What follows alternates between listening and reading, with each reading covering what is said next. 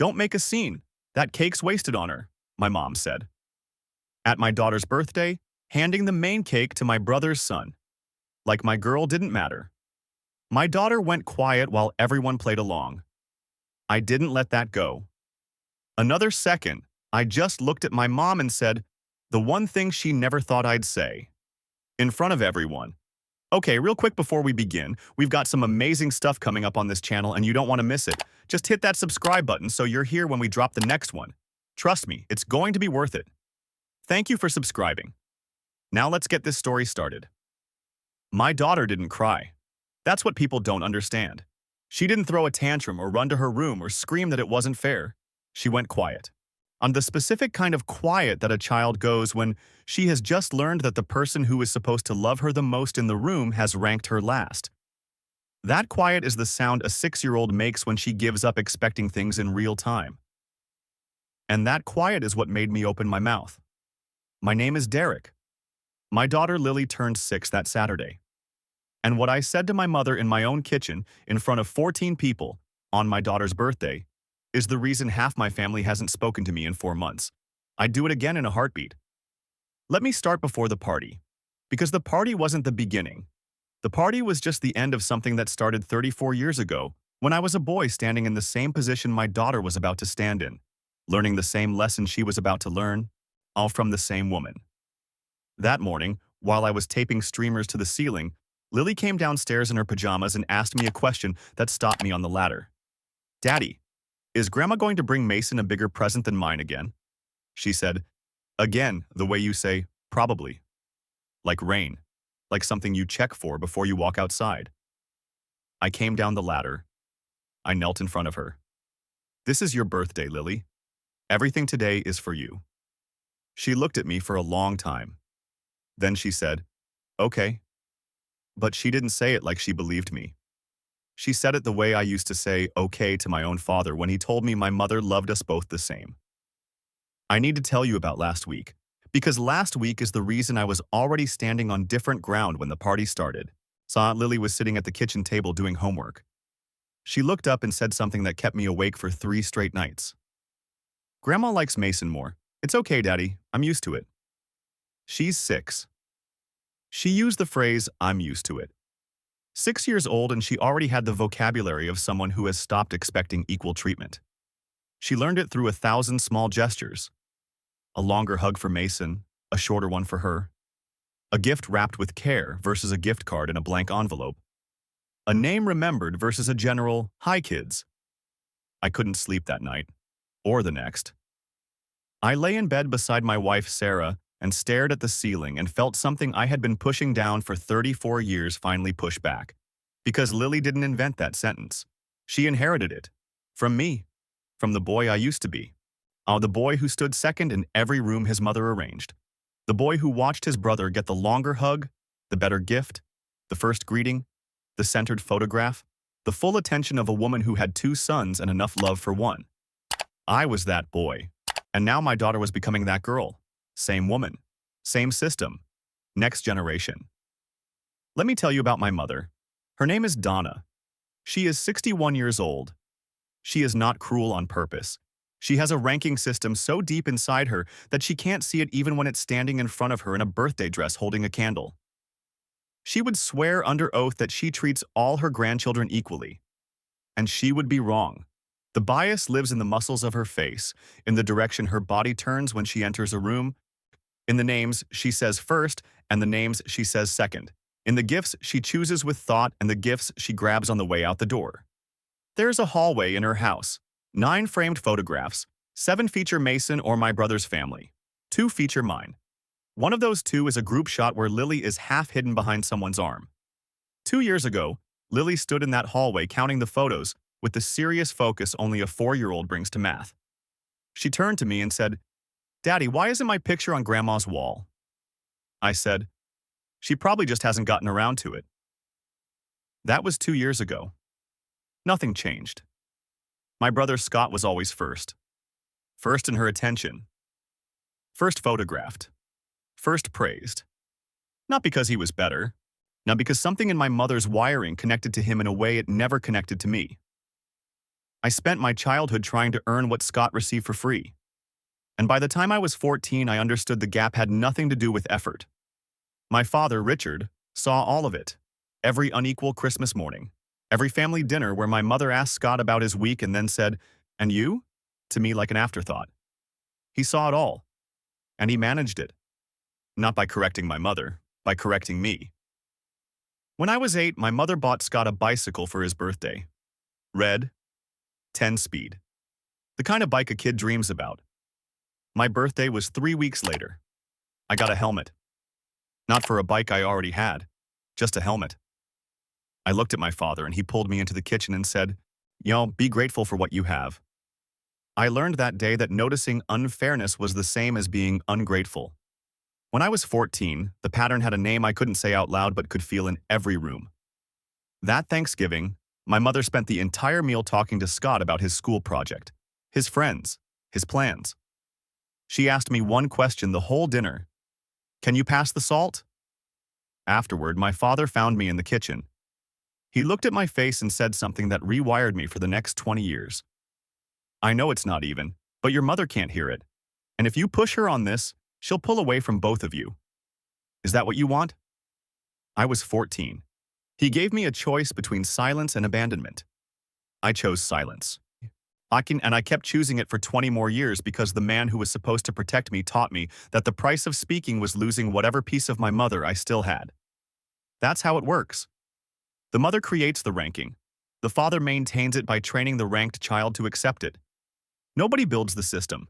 It just runs. Until someone turns it off. Now let me tell you about the party.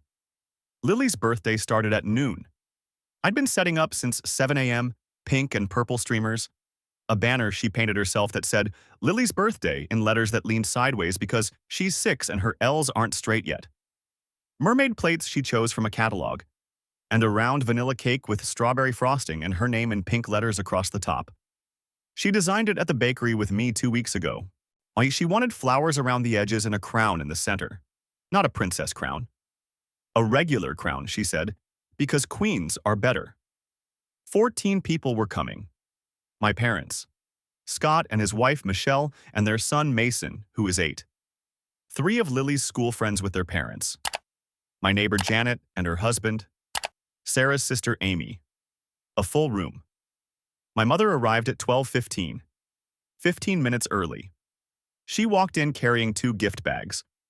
One large, wrapped with silver ribbon and a handwritten card. One small, a plain store bag with tissue paper stuffed in the top. She walked past Lily, who was standing in the hallway in her birthday dress, and found Mason in the living room. "Mason, sweetheart, I brought you something special." Mason wasn't the birthday child. His birthday was in October. This was April. Then she turned. You walked back to Lily and held out the small bag. "Here you go, sweetie. Just a little something." Just. That word. 5 letters. But in my mother's vocabulary, it carries the full weight of the ranking. Just means this is sufficient. Don't expect more. Be grateful for the minimum. Lily said, "Thank you, Grandma." She didn't open it. She set it on the hallway table and went back to her friends. She didn't ask why Mason got the bigger gift at her birthday. She already knew the answer. My mother walked into the kitchen. She scanned the room and said, "The cake looks a little small for this many people." "It's fine, Mom." "I'm just saying, I could have picked up a second one if you'd told me." "I didn't ask because it's fine." "Well, Mason's been looking forward to this all week. And I want to make sure there's enough." "Mason's been looking forward to Lily's birthday?" "You know what I mean. He loves parties." "It's not his party, Mom." She waved her hand like I'd said something tedious. Then she walked to the living room, sat beside Mason on the couch, and gave him the kind of attention she reserves for the grandchild she actually sees. Both hands on his face. Specific questions. "How's the soccer team? Did you make the travel squad? What's your teacher's name this year?" She knew his details the way some people know their favorite restaurant's menu. Updated, memorized, ready. Lily was 6 feet away showing her school friend the banner she had painted. 3 hours of work, purple marker and glitter glue and crooked letters she was proud of. My mother didn't look at it. Lily glanced over once, checking if Grandma was watching. She wasn't. Lily's eyes moved from her grandmother's face to Mason's face, to the space between them that she was not invited into. Then she looked away and went back to her friend. Sarah walked over to me and said softly, "She didn't even look at the banner." "I know." "Lily spent 3 hours on that." "I know." "Derek, how long are we going to do this?" "I don't know." "Because I'm running out of reasons to stay quiet, and I think you are too." I didn't answer. Because the answer was changing in real time inside my chest, and I wasn't ready to say it out loud yet. My father arrived at 12:30. He walked in the way he always walks into rooms where my mother is already present. Eyes finding her first. Body moving toward her second. He shook my hand with the grip of a man who has been performing fatherhood through handshakes for 3 decades. He said, "Happy birthday" to Lily with a quick pat on the head. He didn't ask about her dress or her banner or the cake she had designed herself. He didn't bend down to meet her eyes the way adults do when they want a child to feel seen. He located Donna.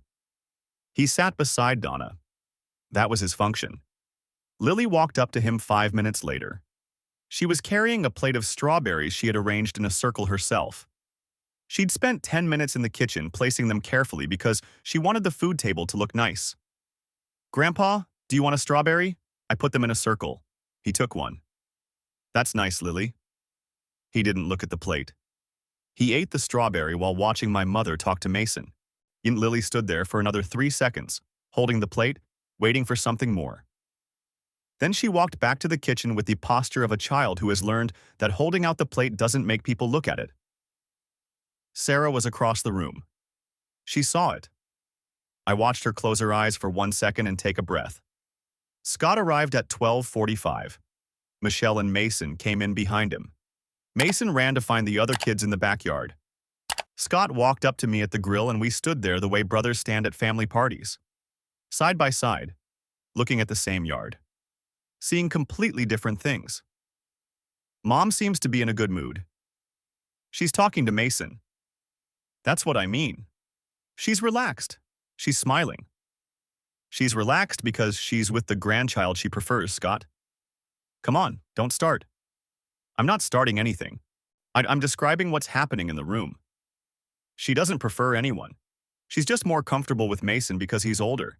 He can have a real conversation. Lily can have a conversation. She just tried to show Dad a plate of strawberries she arranged herself. He didn't even look at it. Mom hasn't spoken to Lily since she walked in. She asked Mason about his soccer team, his teacher, his science project. She said, "Hi, sweetie," to Lily, and kept moving. "You keep score on this stuff?" "I don't have to keep score, Scott. It keeps itself." He looked at me the way he always looks at me when I describe something accurately that he'd prefer was wrong. Then he changed the subject to the weather and walked inside to find Michelle. I stood at the grill alone for a minute. I thought about last Christmas. Scott posted a photo on Instagram. My mother holding Mason on her lap. Caption: Grandma's whole world. Lily was in the room when the photo was taken. She was standing 4 feet away. She wasn't asked to step closer. She wasn't included in the frame. Nobody noticed she was missing from the picture. Because in my family, she has always been missing from the picture. And nobody notices except the people who are also missing. The party was beautiful for about 2 hours. Kids were running in the backyard through the sprinkler. Lily was laughing and chasing her friends and being 6 years old in the best possible way. Music was playing from the speaker on the porch. The food was good. The sky was clear. I stood at the grill flipping burgers and watching my daughter be the center of her own day, at least among the children who hadn't yet learned the family hierarchy. I tried to hold on to that feeling. I tried to tell myself the afternoon would stay this way, that my mother would behave, that the candles would get lit, and the song would get sung, and Lily would blow, and everyone would clap, and we'd survive another family gathering without the truth escaping the room. But I could feel it building. My mother had been orbiting Mason for 2 hours. She had taken 4 photos of him on her phone. She had taken 0 of Lily. She had brought him a juice box without being asked. She had not offered one to the birthday girl. Small things, individually deniable, collectively unmistakable. The same pattern I had been watching since I was 8 years old, running on the same invisible engine, in the next generation. At 2:10, it was time for the cake. I brought it to the kitchen table, set it in front of Lily's seat. The cake looked exactly the way she had drawn it on a napkin 2 weeks ago at the bakery. Strawberry frosting, pink letters, flowers around the edges. The crown in the center that she had specified should be a regular crown, not a princess crown, because queens are better. I lit the 6 candles one at a time while Lily bounced on her toes, waiting for the last flame to catch. The room gathered. 14 people. Some standing, some leaning against the counter, some crowding in from the living room. Lily stood behind the cake with her painted banner behind her and her birthday dress and the light from 6 small flames reflected in her eyes. Sarah was beside me with her phone camera ready. Janet was near the doorway. The school parents were clustered on the far side. My mother was standing at the back of the group behind 2 people, I near the refrigerator. For 3 seconds, it was perfect. The room was warm, the candles were steady. My daughter was glowing. I could feel the song about to start. Someone took a breath to begin singing. My mother moved. She stepped forward from the back. She didn't excuse herself past the 2 people in front of her. She moved through them the way someone moves through a space they believe belongs to them. She reached the table. She picked up the cake with both hands. She lifted it off the table in front of Lily, and Lily's face changed in the time it took the cake to leave the surface, like watching a window go dark from the inside. My mother carried the cake 4 steps to the left. She set it down in front of Mason, who had been standing near the counter eating a cookie and not paying attention to the cake moment at all. He looked at the cake in front of him with the confused expression of a child who hadn't asked for this. Then my mother looked back at Lily and said, "Don't make a scene. That cake's wasted on her." She said, her, about a 6-year-old. At that 6-year-old's birthday. In that 6-year-old's house.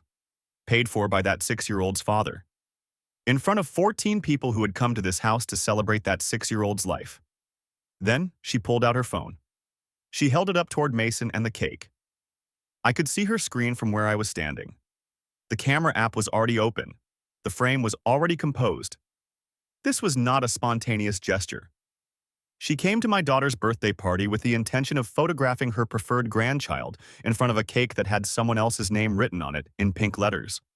Lily went quiet. Not crying quiet. Not angry quiet. The other kind. The kind I recognized from my own childhood. The kind where the eyes go still and the shoulders drop half an inch and the face empties out like someone turned off a light behind it. I saw my daughter become the boy I used to be, in real time, in my own kitchen. My father's hand landed on my arm, the same hand, the same grip, the same intervention he's been performing for 3 decades. "Not here, son." 2 words. The same 2 words he used when I was 8 and didn't get the bicycle. The same ones he used at every family gathering where I noticed something everyone else had agreed not to see. I looked down at his hand. And I realized something. That hand had never once been placed on my mother's arm. Not once in 34 years. Or he had never stepped in front of her and said, "Not here, Donna." He used those words only on the person noticing the problem, never on the person causing it. I removed his hand. Gently. I lifted his fingers off my arm and placed his hand back at his side. Then I looked at my mother. "Mom, I want you to look at her." My mother was still holding her phone. Mason was standing in front of the cake looking confused. The room had gone quiet. "Look at who?" "Your granddaughter. Lily. The one whose birthday it is. The one whose cake you just took. Look at her face and tell me you didn't mean it." "Derek, I was just including Mason. Don't be dramatic. You just took a birthday cake from a 6-year-old in her own house. You moved it in front of a different child. And you said it was wasted on her. In front of everyone. On her birthday."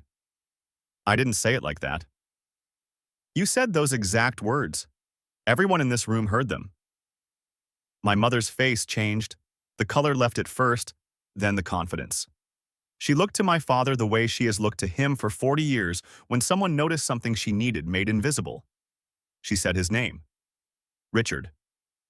Just his name. My father started to move forward. His body knew the choreography.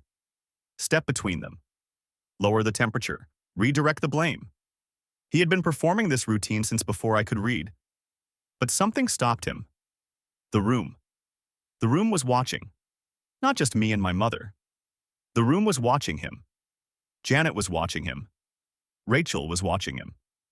The school parents were watching him.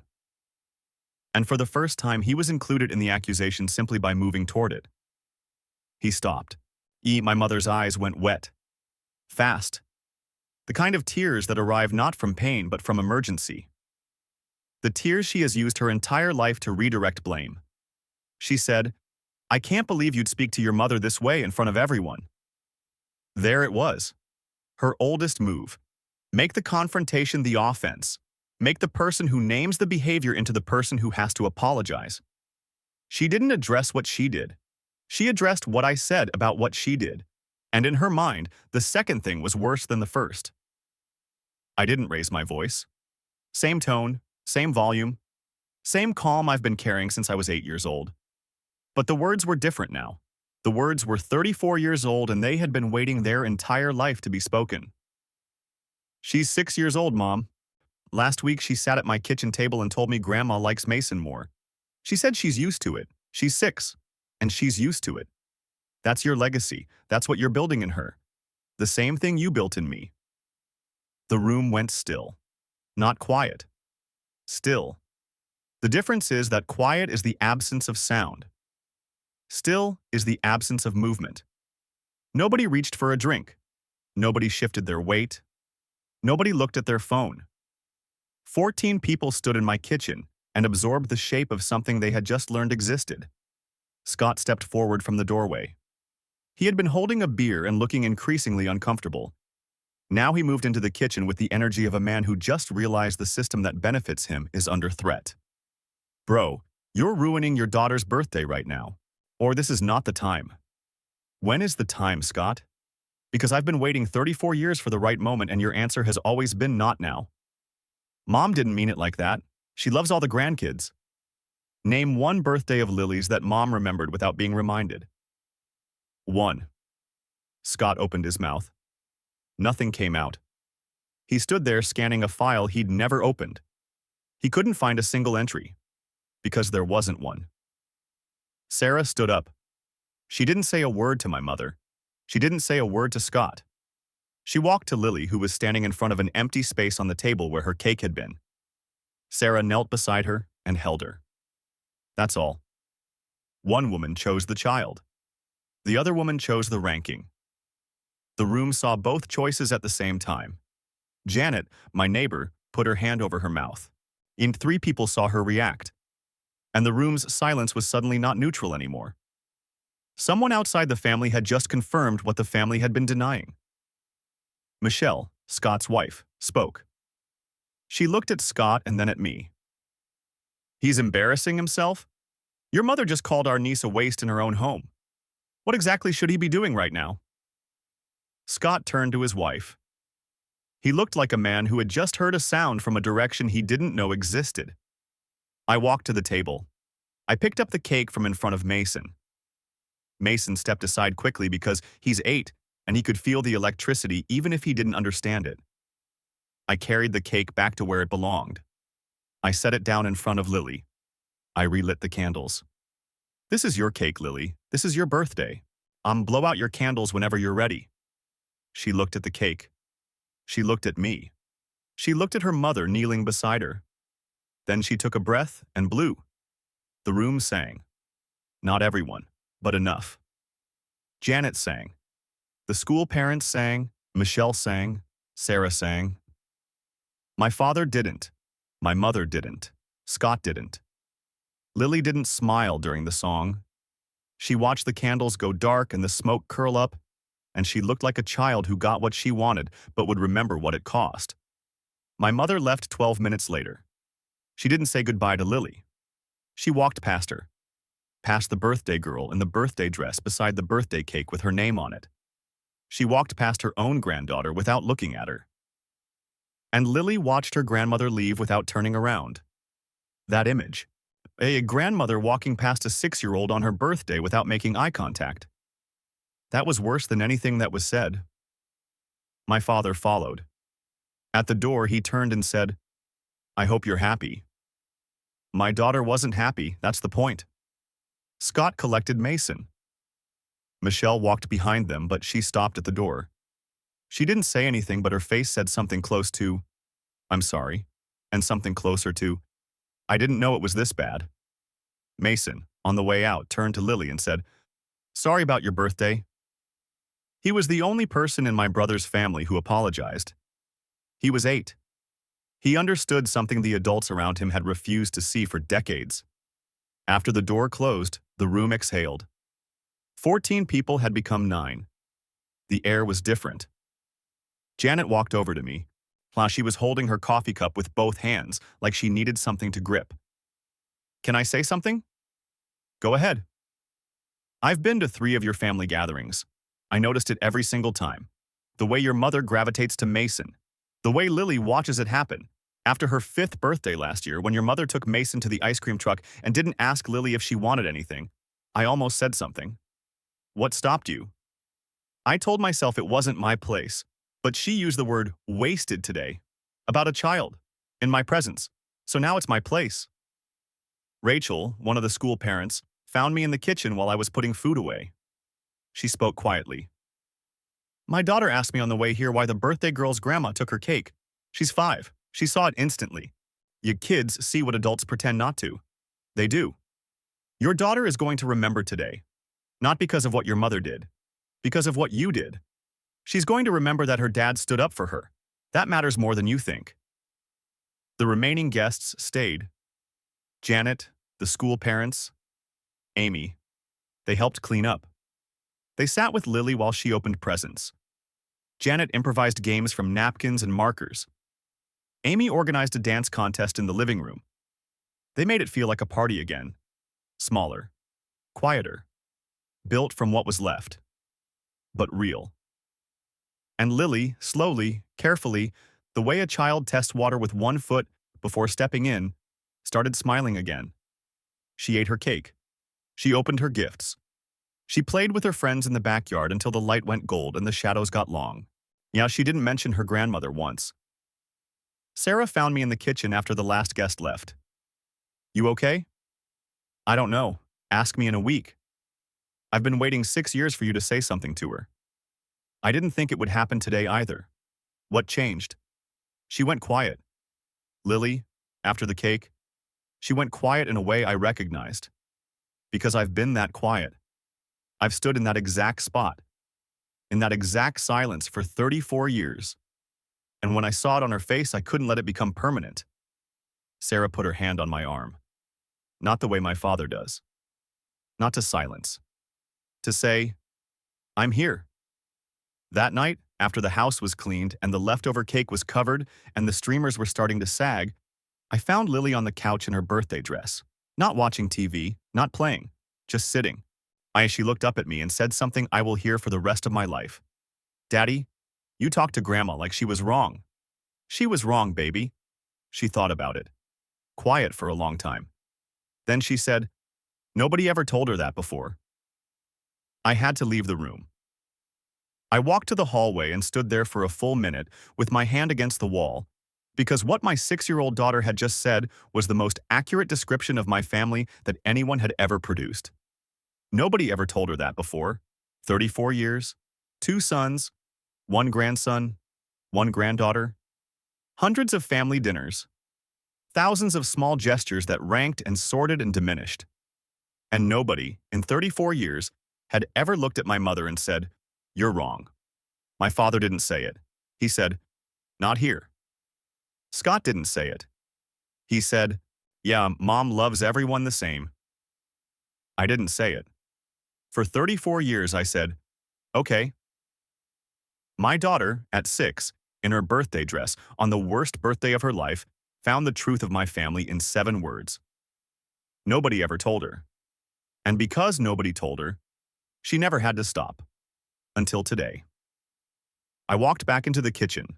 Lily had gotten off the couch. She was sitting at the kitchen table. She had pulled a piece of cake onto a plate and she was eating it slowly with a fork. Alone, in the center of the chair, in the center of the room. Exactly where she was supposed to be.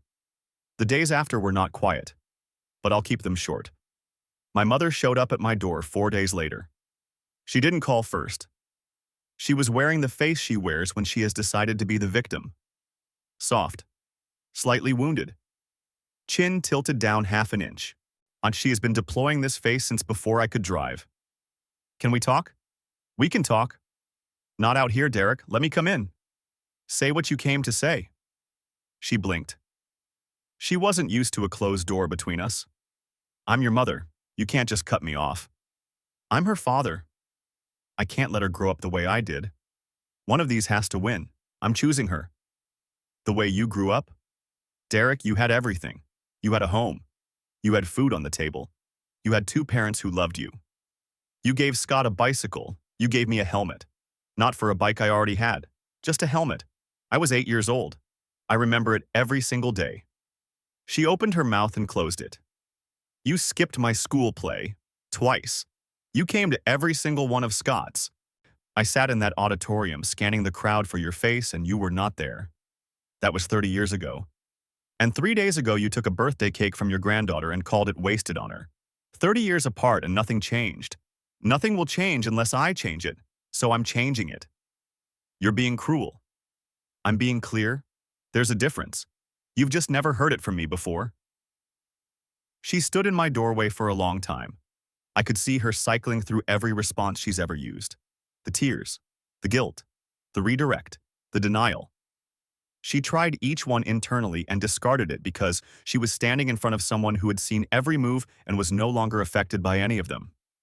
When you're ready to talk about what actually happened instead of how it made you feel to be called on it, I'll be here. She left without saying goodbye, the same way she left the party, without looking at the person she should have been looking at. My father called 2 days later. His voice was stripped down. The authority was gone. He sounded like a man who had been carrying something heavy for a very long time and was finally feeling what it weighed. I know it wasn't fair. What your mother does, I've always known. Then why didn't you ever stop it? Because stopping it would have meant fighting her every day, and I didn't have the energy. So you gave me the job instead. You handed a 10-year-old the responsibility of absorbing something you were too tired to confront. He was quiet for a long time. The kind of quiet that tells you the person on the other end is deciding between the comfortable answer and the honest one. I was trying to keep things together, Derek. You kept things together by teaching me that my pain wasn't worth a disruption. Every time I noticed something, you told me not to notice. Every time I felt something, you told me not to feel it. You didn't keep peace, Dad. You kept silence. And there's a difference. What do you want me to say? I don't want you to say anything. I want you to understand that Lily is not going to learn the same lesson I did. She is not going to spend her childhood wondering what she did wrong. I stopped it. And I'm not starting it back up. He didn't say anything for a while. Then he said, I just want things to go back to normal. This is the new normal. He hung up slowly, like a man setting something down that he finally realized he couldn't carry anymore. Months passed. See, Sarah and I rebuilt our weekends without the family gatherings that used to fill them. Saturdays became pancake mornings and park afternoons and movie nights where Lily picked the film and nobody overruled her. Sundays became quiet. The kind of quiet that used to make me anxious because it meant I wasn't performing my role in the family schedule. Now it just meant we were free. The first Sunday without a family dinner, Lily asked where we were going. I said, nowhere. We're staying home. She looked at me like I'd handed her a gift she didn't know she wanted. She spent the afternoon building a fort in the living room out of couch cushions and blankets and declared it a castle for people who like each other. She didn't explain what she meant by that. She didn't have to. Sarah's sister Amy came over that week. See, she sat at our kitchen table and said something I wasn't expecting. I've been wanting to tell you for 4 years. Sarah and I have talked about it. I've watched what your mother does and I never understood why you let it keep happening. Because I was trained not to see it, and then trained not to say it. Well, you said it now. Yeah, I did. For what it's worth, every person who was at that party has told me the same thing. That it was the most honest thing they've ever seen someone do for their child. Janet called it brave. Rachel used the word necessary. Nobody called it wrong. My family did. Your family was wrong. And somebody finally told them. Lily started the new school year in September. Her teacher asked the class to draw their families. Lily drew 3 figures. Herself, me, Sarah. No grandparents, no uncle, no cousins. At the parent conference, the teacher mentioned it. Does Lily have extended family? She does. She didn't include them. When I asked her about it, she said something interesting. She said, "They're not in my picture right now." I asked if the teacher thought that was concerning. She said, "It depends. Some children draw everyone they know. Some children draw the people they trust. I think Lily drew the people she trusts." I looked at the drawing. 3 figures on green grass under a yellow sun. Lily had drawn herself in the center. She was the tallest figure in the picture. Taller than me. Taller than Sarah. She had given herself a crown. A regular crown. Because queens are better. I felt something that was not sadness. It was recognition. My daughter was protecting herself, the same way I once did. But she was doing it at 6 instead of 34. Which meant I acted in time. Which meant the silence broke early enough. Which meant she would grow up knowing that when someone ranks you last in a room, the correct response is not to stand there and absorb it. The correct response is to make someone say it out loud. That night, I went to the refrigerator. Lily had taped the drawing to the door at some point. 3 figures and a crown on the tallest one. I looked at it for a long time. Then I looked at the kitchen table. The same table where Lily had sat on her birthday night, eating cake alone, in the center of the chair, in the center of the room. I could still see her there, fork in hand. Birthday dress wrinkled from the day. Face calm. Not sad, not angry, just certain. Certain the cake was hers. Certain the room was hers. Certain that her father had said the thing nobody ever said. Nobody ever told her. And because nobody told her, she kept going. Until someone did. Thanks for staying until the end. If this one hit something, subscribe. I'll see you in the next one.